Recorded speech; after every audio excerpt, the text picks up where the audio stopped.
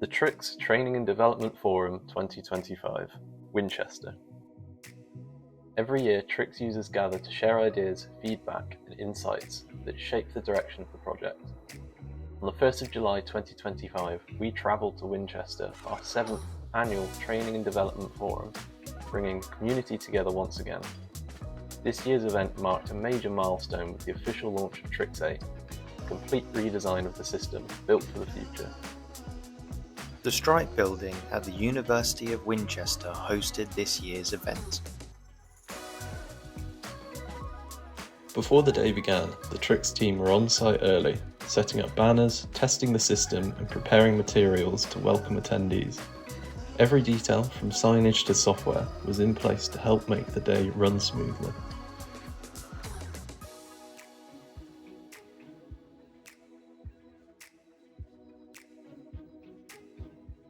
As attendees arrived from across the country, they were greeted by the TRICS team and fellow users, some joining us for the first time, others returning to catch up and share progress.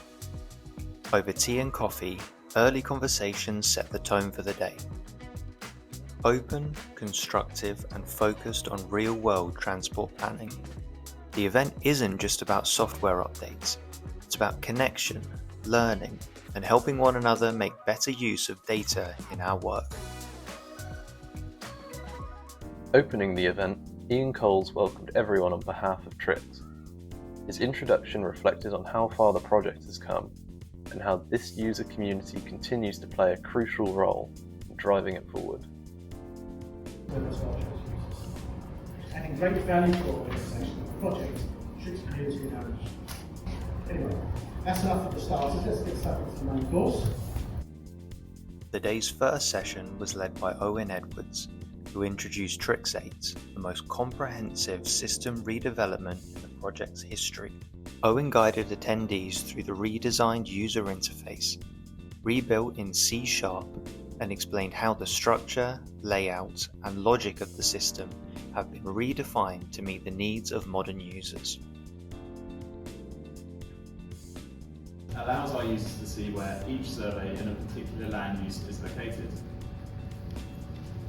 Currently, the map is only relevant to the site list section, but you may have noticed we positioned it between site list and the trip rate buttons. As part of a live workshop, delegates were invited to explore key modules hands-on, including the TRICS library, site records, and trip rate calculation tool, all redesigned for improved accessibility, speed, and consistency. Next, Harry Cook introduced the features coming in the September 2025 update, the second major release in the TRICS 8 timeline. Very comfortable people we've got going on.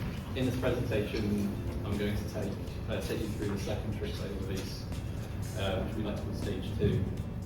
Among the most anticipated additions is the Time Series Analysis module, a fully integrated tool that enables users to explore how trip rates change over time, supporting better trend insights and long-term forecasting. Other updates will include enhanced survey filtering, flexible time slicing, and improved export formats, all shaped by user feedback. A brief Q&A followed, giving users the chance to ask questions and offer feedback on the morning's sessions. Now the way forward would be by filtering each site selection. So, as I covered in my presentation, we did some research prior to I think it was 2018-2019 time, where we looked into the correlation between trip rates and region and trip rates and things like location type. Of trip rate variation, whilst we put this to bed, regional selection did not do that, so we wanted to discourage that as much as possible.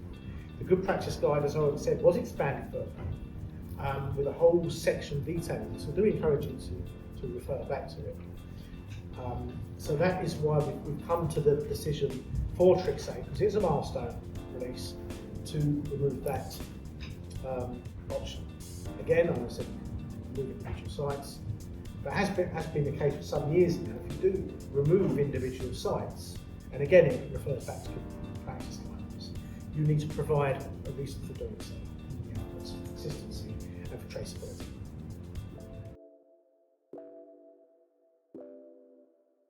Lunch provided space to relax and reflect, and to continue conversations started earlier in the day. Many attendees took the opportunity to chat with the TRICS team, ask follow-up questions, and meet others working on similar challenges. Sponsor stands were also on display, offering demonstrations and insights into services that support and complement the use of TRICS. We'd like to extend a sincere thank you to all of this year's sponsors for supporting the event and contributing to its success. The afternoon began with a session from Gemma McCart of Hampshire County Council.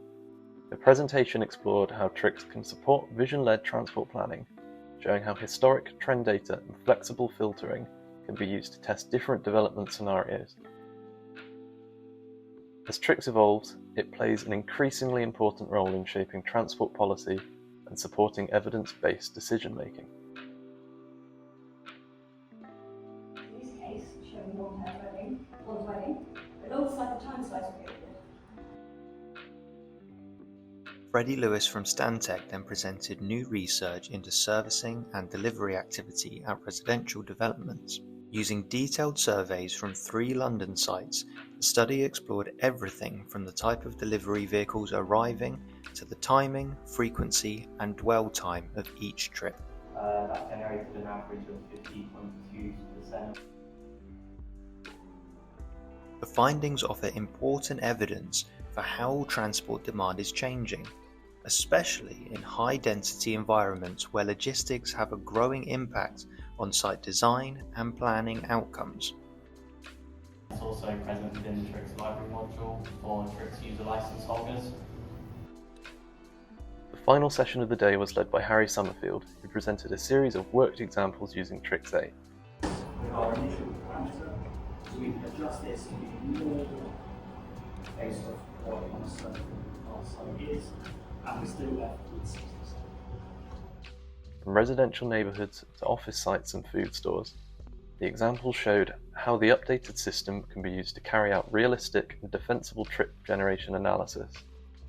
The goal was simple: to help attendees feel confident using TRICS 8 in their own projects. To our rank order list based off dwellings for the initial time that we selected 8 till 9. We can then choose our various times. With the formal sessions complete, conversations carried on, a chance to reflect on the day and continue sharing knowledge with a few extra surprises. Quiz. And this one was how many steps would it take King Alfred to walk from London to Winchester? As expected, we've got quite an interesting range, the lowest of which was 10,000 steps, which is fine if you're King Kong, up to 718 million. About 7.18 million. 718,000 steps. No, more than that. It's a million. 7.18 million. 6 figures is a million.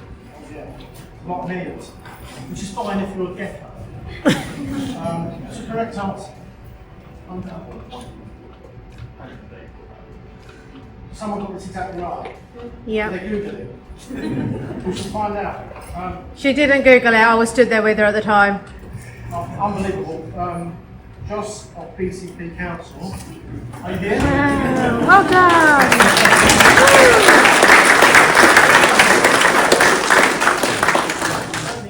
Just scratch this over your head. There you go.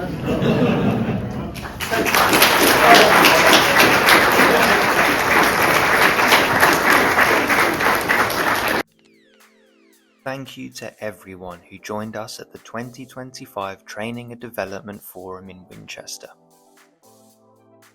Your feedback and insight help shape the direction of TRICS and ensure the system continues to serve the evolving needs of planners and developers.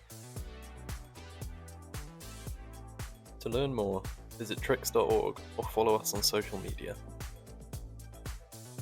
We look forward to seeing you again soon.